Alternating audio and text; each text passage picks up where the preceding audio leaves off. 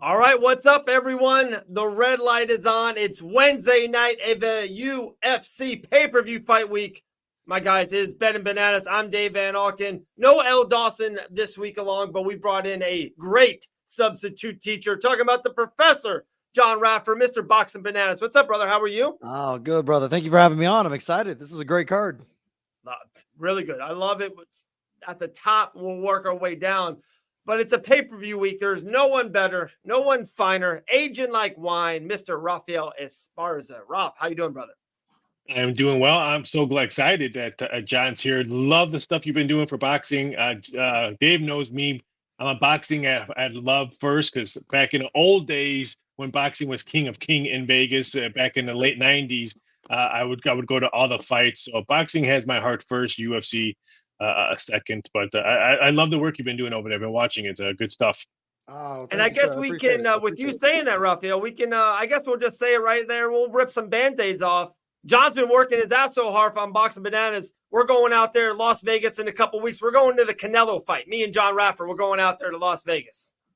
Nice. I should be there. I mean, knock on some woods. I've got some pending contracts that might have to be doing other stuff, but I'm hoping that I get that, even though I think it's going to be a bloodbath, and even though I am hearing probably maybe September or maybe next May, Canelo and Crawford.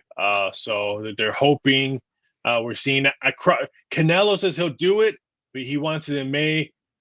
Crawford wants it earlier, so it's going to be very interesting. But I do believe that's going to be probably his next fight. His next, and wait, you said last. You don't think it's going to be his last fight? Next? No, I meant to say next, but last came out. But there's no way it'll be his last. I think he fights probably 2 more years. I think his contract ends in 2 years, if I'm not mistaken. Canelo's. Yeah. He's making too much money, and I'm sorry, guys. This is Betting Bananas, UFC 305, but hey, this is the topic at hand. I think Canelo's still too good right now, and he's making too much damn money. He's making too much money. After this last fight with Terrence Crawford, Madrimov, I don't think Terrence is big enough right now for Canelo as far as size-wise, things like that. But my real question for you is, you're hearing they want to make that match. Who's going to pay for that purse? Because that purse is going to be outrageous. It is, but the way Crawford fought last, I think his stock is a little bit down now. So let's face it, he didn't look like the old Crawford we've seen in years past. So I think this is the time to maybe lower some of that number where all that's. And it wouldn't shock me if that fight is in the Saudis. It would not shock me, because the money they want, the fights they want, and they want to control boxing. I can see where that would not shock me if they go over there. That wouldn't shock me either. I just hope they actually don't make that fight at all. I'd rather see Benitez. I think that's just a better. He doesn't want to fight Benitez. I know he may not want to, but I mean, I still think he can beat him. I don't think Canelo is not prepared to be able to beat Benitez. I do think it's a bigger challenge for sure. 100%. You have a bigger man coming in, things like that. But I definitely think Canelo could still do it. Devin Benitez would be a guy that definitely can put the threat up. But that's such a better fight, just overall for boxing. I agree. It's a better fight, but it's a better fight overall. Like, I don't know. But if they make the Crawford one, well, hell, holy shit. Yeah. I mean, I'm just going to go. I love this comment. Where is Elle? She is the best in the Bananas betting show. Thank you. She is. Thank you. She is. You make us feel great. You make us feel great. All of us are not seeing our loved ones right now. We're spending time with you guys to give you betting picks for UFC 305, but whatever. No, Elle is the best. Elle, dude, she's killing it. She's in Hollywood, Florida. She's doing all the PFL right now, and dude, she's absolutely killing it. We got some more cool news. I'll wait. I don't want to give up all the, you can't give up all. Christmas can't be every day for everyone. So we got more good news coming to Fight Bananas very, very soon as well. But guys, let's get into it. UFC 305, UFC middleweight championship of the world's on the line. I love this main event. Israel Adesanya is the challenger. Dricus du Plessis is the champion. There's bad blood. There's a real rival. I think it's a great challenger versus a great champion. I don't know why people are, dude. Izzy 13-3 lifetime in the UFC, 24-3. I know he's coming off of an L, but when you fight for the championship, as long as you do, you lose one of those once in a while. So I think I've been hearing that people are down on Izzy. I don't see it, me personally. I think he's still the second greatest middleweight champion of all time. And if he wins Saturday, And I know we have a lot of Anderson Silva love. If he wins, he's a 3-time champ. That's hard to come back from. I know they fought at different times, but Izzy has a strong argument for being the greatest UFC middleweight of all time. DDP now, guys, 21-2, 7-0 under the UFC banners. Never had a UFC loss. A lot of things are going his way, but he's fighting his rival. He's fighting a kickboxer. The lines are minus. The last time I saw Ralph, are they both minus 110? Pretty much a pick 'em. It all depends on where you shop. If this one, even when they getting close to octagon time, it's probably going to be a really close fight. So it would not shock me if one side has something different than the other side. This is one of those ones where you need to have multiple shops because it's going to be totally different lines all over the place. I don't see that. I don't see someone separating from the betting line unless something weird happens at weigh-in or someone looks different at weigh-in, which I haven't heard anything. But if we see something different at weigh-in, then maybe we'll see someone, I don't want to say roll away on the betting number, but right now I still think it's probably going to be a pick 'em, which kind of shocked me because Dave, we've been doing this show for many years, and this one's always stuck in my head. I look at age a lot when I look at MMA, and I just the 35-30 screams at me, and Duplessis getting this number at him. I just don't see Izzy coming out on top. I'll say it right now. I think DDP takes this one. I just want to say, like, I'm really upset that y'all are calling him DDP. That's like an insult to Diamond Dallas Page, guys. I'm glad you did the hand thing. I interviewed him a couple months ago, so I can probably do it. No, I'm saying like DDP. Driscus Duplessis does not get the DDP saying for me. All right, I'm not calling him that. He's Plessis. All right, I'll give you that. I'll give you that. Diamond Dallas Page earned it. WCW, baby. That was amazing, right? We loved that back in the day. But my apologies, Dan. I'm sorry, Chris. Oh, it's okay. No, I'm just messing with you. Dave, you're asking what they have it. So on ESPN, I'm looking at the card. They have minus 105 for Driscus, and they have minus 115 for Adesanya. Okay. DraftKings has the same thing. BetOnline has minus 110. FanDuel has minus 110 for both fighters. Like I said, this one opened up Izzy at minus 130. So money easily came in on Duplessis. So like I said, I have my eyes caught on this one because I want to see where the money comes in. Because like I said, for me, I see the age thing pops. I cannot think about that anymore because Dave's been so right so many times when he talks about the age game when it comes to MMA. So that one screams at me. It's funny you say that because on this one, John, let me, if I can run with it, and I'll let you jump on it next. I know you're the kickboxer. I know you love probably what you've been seeing for a long time, what Izzy's striking ability. I like Izzy, guys. I like Izzy a lot in this fight. Probably 2-3 main reasons. One, he's a challenger. We've seen him twice as a challenger. We've seen him 2 of his greatest knockouts in his UFC run, Bobby Knuckles, and against, of course, Poatan Alex Pereira. So there. Secondly, and I think Izzy knows this too. Maybe I'm thinking too much or thinking too psychological. I think Israel Adesanya knows if he loses this fight, whoa, what's next? Like, does he ever main event a pay-per-view again? Who does he fight next? He gets the middleweights are tough because he's already beat them all. It's like him rematching a guy like Marvin Vettori or Jarrett Kinnear is just like, who cares? Like, if it's not for the title, it's a slippery slope if he loses this fight. And then third, it is what it is about the South Africa and Africa and the black or white, whatever you want to go there. I think that is something to him. You don't poke Kobe Bryant. You know what I mean? You don't Matt Barnes Kobe Bryant. And I don't think you poke Israel Adesanya. I'm giving Izzy a little bit of the Kobe love. I don't think you poke that man. And I think he's been poked. I think Izzy's going to get it done. Like, I think Izzy's going to get it done kind of brutally, too. I think Izzy's going to TKO DDP somewhere in rounds 1 or 2. I'm really high on Izzy. So to get him at minus 110, anything under that is a gift, I think. This is his last stand in this because I do think in the next 18 months, if it is a Chimaev, even a Brendan Allen on the way up, a couple others, I think guys are on their way up to take that away from him because, this might be his last best camp. But I'm in Izzy's corner. How about you, John? Yeah, I mean, I like you said, I'm the striker guy. I'm the and everything like that. But this is MMA. This is mixed martial arts. You have to be able to do all of it. All right, so Driscoll's way to victory, in my eyes, is making this a full MMA match. Don't make it just standing. Stop making it a kickboxing match. You're not Sean Strickland. You're not going to be able to wizardly use the shoulder and all of that kind of stuff to get to him with the front teeps and stuff like that, like Sean did.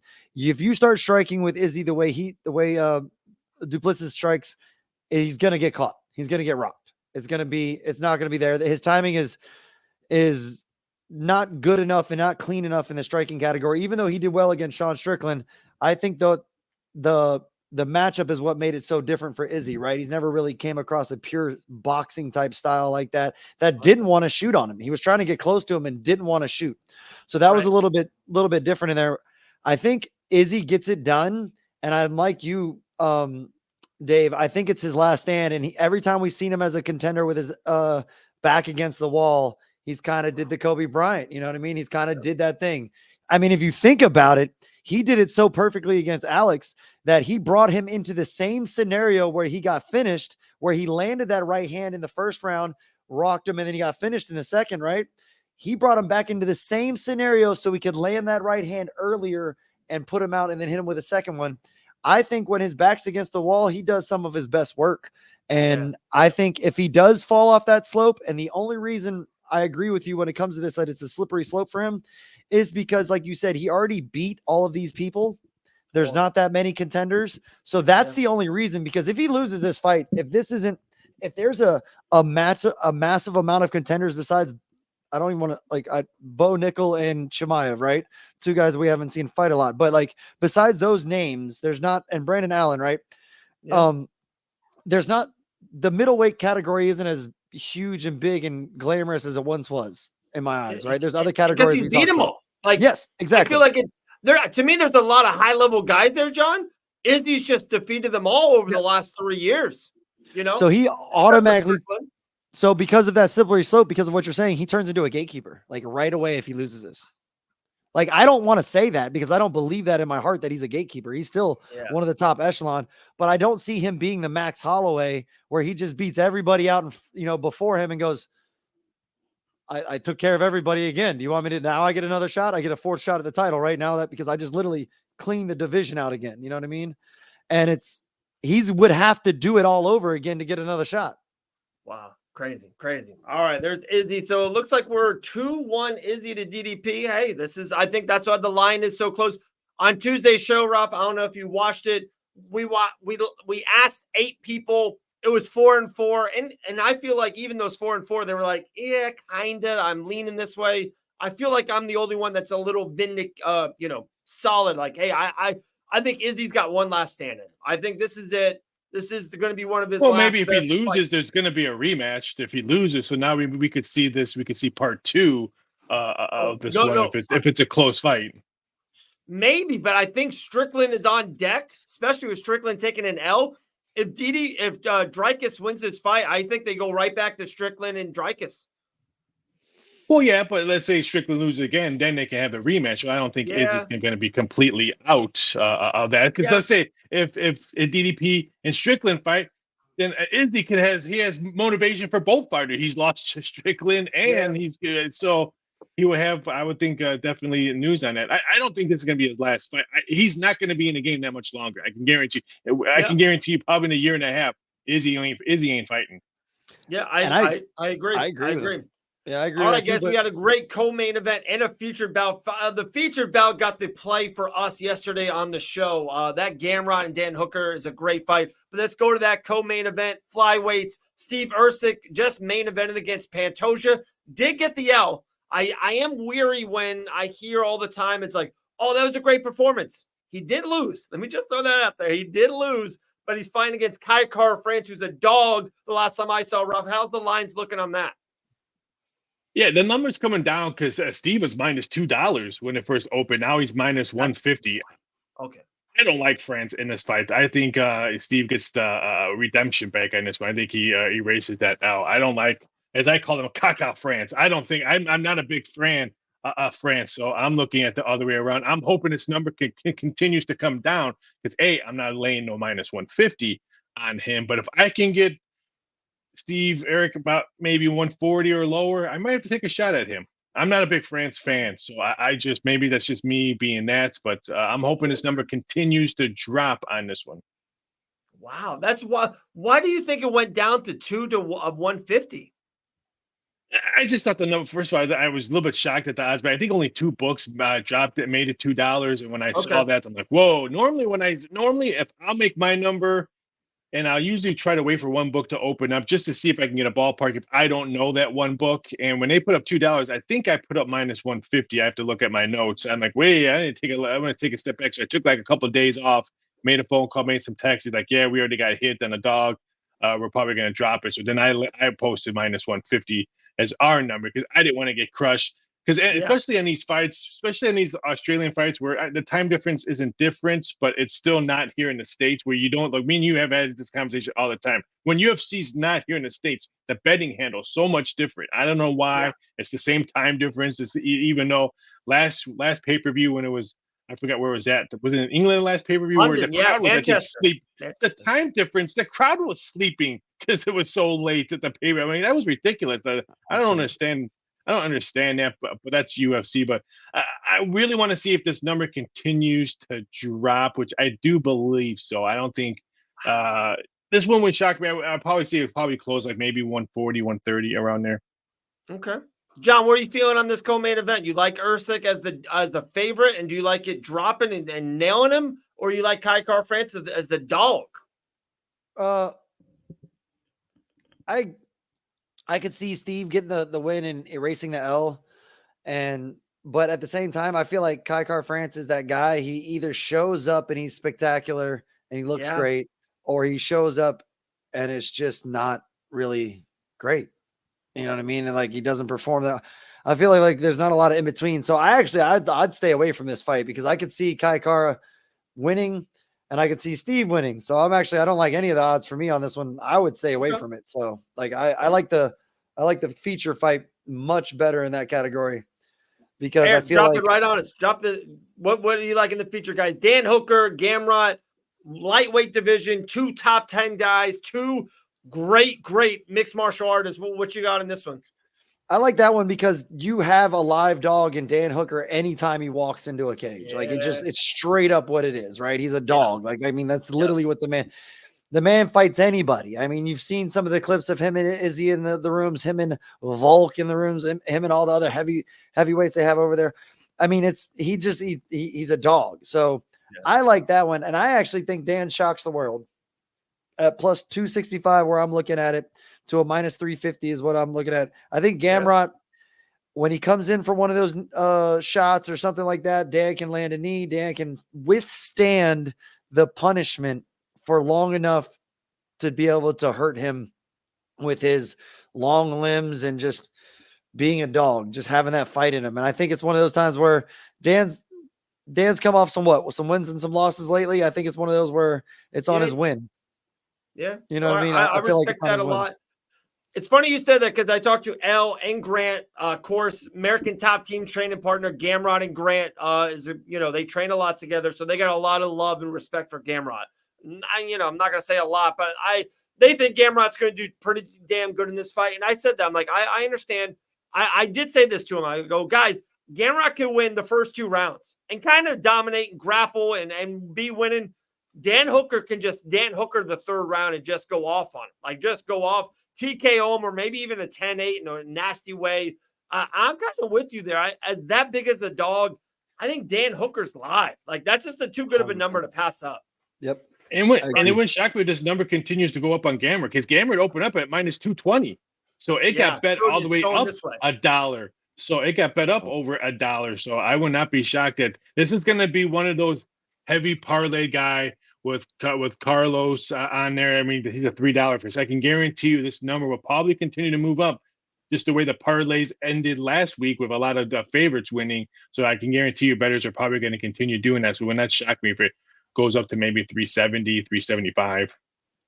Wow, that's wild. That's wild. My man Sean, Elle did not. Elle, like I said, Elle's working the PFL, and she didn't want to. She puts a lot of time in this, and she says she just needed the break. No bets for Elle this week. I'm sorry, Sean. I'm sorry. Well, we might see her Saturday Night Live on the live show. By the way, we will be live for 305. It's one of the best things we do. Those watch-alongs are so much fun. All right, so we hit the main, we hit the co, we hit the featured. John, we love doing this. We usually do this early in the show. Is there an underdog on the main card? I know you said Dan Hooker already, or on the prelims. Is there an underdog that's barking at you?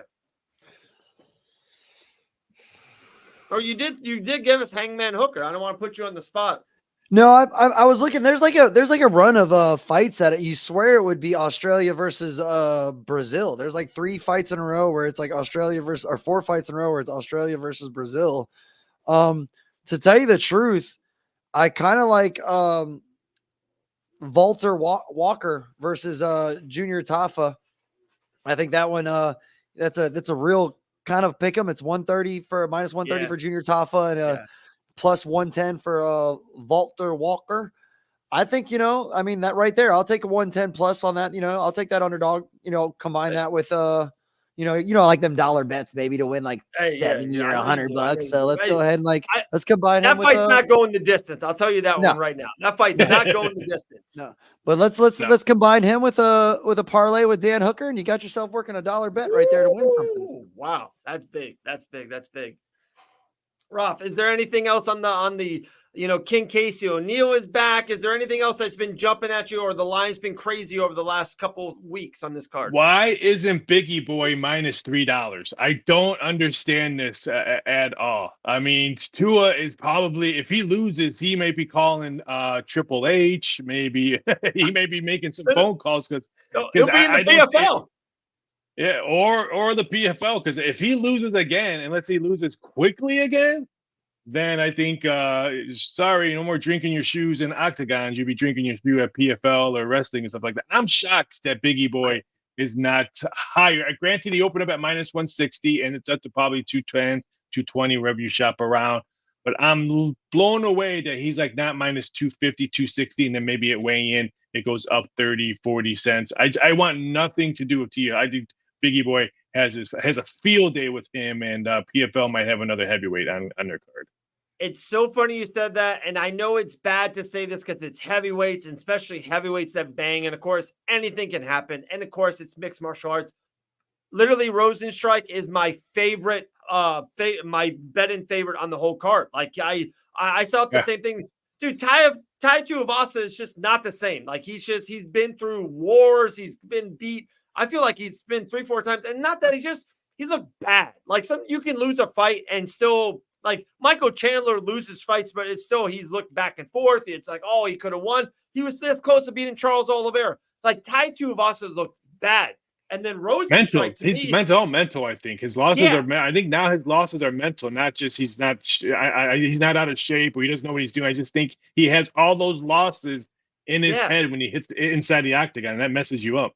And am I wrong? Like, Rosenstrike is so long and big. This is like a really bad matchup for Tai. Like, this is his kryptonite. Rosenstrike is going to be able to swing and get to him first. I like Rosenstrike. I like him in the first round. Like, I'm with you, like 100%. That's wild. Couldn't agree more. It's circled on my sheet. John, you great like minds that think one? alike. To your point, I believe he's not a 260 right now, minus 260 until later on in the week, because Tai still has knockout power, right? It's heavyweight. So anybody can touch somebody and be there, and they don't want to gamble on that. This guy's in Australia. He throws an overhand right, it lands, and it puts, Biggie Boy out. But I'm with you guys. I think Rosenstruck, it's tough not to pick him on this card, man. It's tough with the way Ty's going, the way he's been fighting lately. And I think, Ralph, you're right. Like, it's in his head. He's fought a couple quick fight turnaround, things like that. He took a couple things, you know what I mean? And it just didn't go well. He looked in shape for the last one, didn't look good. It didn't go well for him. And I think you're right. I think it's just going to be hard to, if he gets out of his head, it's going to be a big emphatic knockout, and he wins that way. I agree. If he can get out of his head, he can win this fight with ease. But 4 losses. He should have lost to Derek Lewis as well. It's all head game. It's all head game now for him. There we go. Yeah. Guys, UFC 305 this Saturday night. Make sure you get the PPV, or you can watch it here, or not watch it. You watch us watch it. That's what we do. We just talk about it, talk shop. We have fun. We'll be eating some wings or whatever. We'll be doing our thing. UFC, guys, to me, it is a and I like it. I'm okay with this. I love when the main event is the main event, and we're all in. Izzy versus DDP. That one fight could be a one-fight poster, could be a one-fight pay-per-view, and I would order it. I'm so into this fight. The line is great. It's so close. It's like pick and choose your battle. I love it. I love it. Ralph, anything else that you want to shout out? A couple things that you've been doing. You're so damn busy. You're still talking to the coach, still doing stuff with the coach? Yeah, I still do the stuff with the Coachman Monday through Thursday. I do his wrestling podcast. We did a live thing for his SummerSlam, so that was kind of fun. As well. But I've been doing a lot of stuff for Doc Sports as well. A lot of stuff with my bookie, doing some odds for them. For me, I just can't wait for November to be over with because I've been so much time I have to waste with that stuff that's going to happen in November. But it's been fun. I can't wait. I can't wait to see when Joe Rogan goes back into the UFC and somewhere in the States. I think they might boo him. So that's going to be kind of fun to see. But it's just been crazy.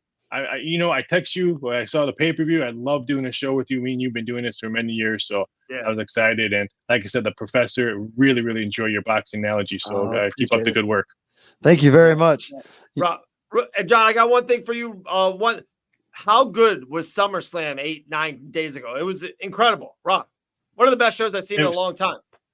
It was nuts. I talked to the Logan Paul people the other day, and he said he wasn't going to do that move anymore. But then he said, "Oh, I can guarantee I'll probably do that move again at WrestleMania." Now that he's all healed up, it was good. It was very good. I already heard some rumors going around for SummerSlam next year and WrestleMania. And now that I got my head knee deep into inside information about WWE and AEW for doing, I can't believe how excited wrestling is for betting odds now. It's hilarious how the phone calls I get now. It's hilarious.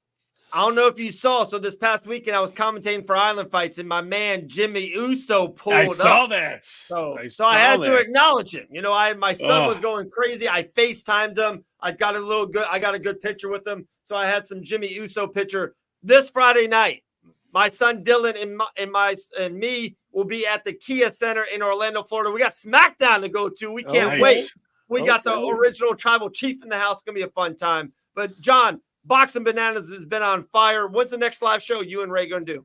We got one tomorrow night, 9 p.m. We're going to go over what's going on and everything like that. Hey, and I watched a little bit of SummerSlam too, guys, and I'm really upset Logan Paul's so good at this damn wrestling thing. He's so good. He's so good. I don't like it. He works, they tell me he works about probably 3 to 4 hours a week when he knows he's either going to be on a house show or a pay-per-view. They said people love him in the back because of his work ethic. They don't love him being part-time, but when they know he's there, his work ethic is through the roof. It makes sense because he's so darn good at it. He really is. I know he's athletic, and I'm not taking anything away from his abilities, but I was just upset to be like, I love to hate him on that. It's good.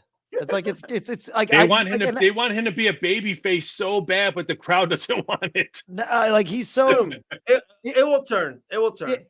I always agree with you, Dave, because like you said, he's gonna have to be a good guy at some point, right? He's gonna have to be. It's gonna happen. But it's so fun to hate on heels in wrestling. It's so fun. It's great. It's like hating Tom Brady. I love it. I love it so much. Like that's why KO is going to be the new bad guy. And I mean, why is the only reason why he's fighting Cody? Someone has to turn heel on that one. So you got Roman coming back being a good guy, being a face. You need someone to turn heel, and that's going to be Kevin. All right, dude. I'm telling you, I've had multiple people talk about having a wrestling podcast under this banner. Oh. You never know. You never know. What's up, John? You got one more thing? I was going to say, you see that shirt you got on?